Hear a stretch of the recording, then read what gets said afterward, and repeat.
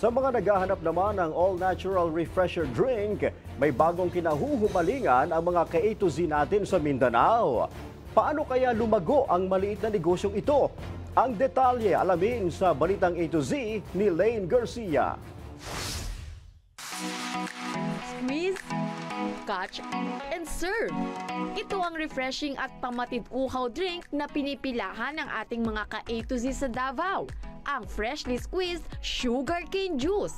Mula ang mga tubo sa malawak na farm sa Bukidnon at inaangkat papuntang Davao upang gawing juice. Ayon sa negosyanteng si Pastor Dennis Castellanes, ang sugarcane juice na ito hindi lang yummy, very healthy pa.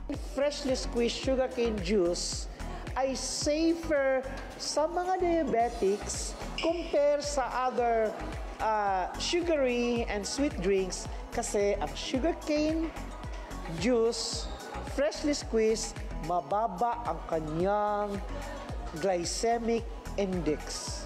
It's only 43 po. Simple lang raw ang pagsisimula ng ganitong negosyo.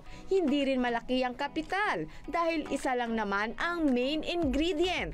Sa sugarcane business na ito, as per experience we have, you only need to maintain at least 3,800 to 4,000 pesos gross sales. Or mag-sell ka lang ng 70 to 80 cups per day. Yun po yung average niya.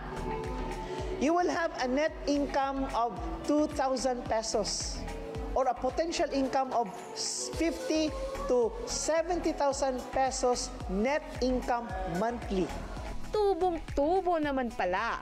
Kaya naman kahit bago pa lang, mabilis ang paglago ng naturang negosyo na may 11 ng franchise na nakakalat sa Mindanao. Pero bukod sa tubo, ano pa nga ba ang secret sangkap para makuha ang matamis na tagumpay sa pagninegosyo?